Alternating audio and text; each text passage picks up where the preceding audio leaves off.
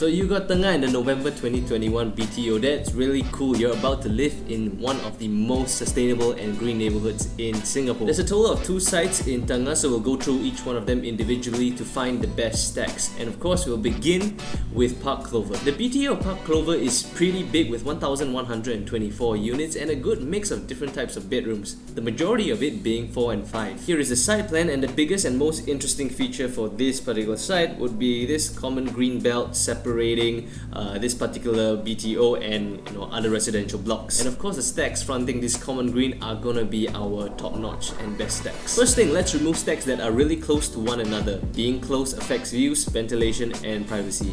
We'll also remove the units with the dreaded east, northeast and northwest facing. We don't want that direct sunlight. There seems to be quite a few in this particular BTO here. And lastly, we'll remove those near the chutes.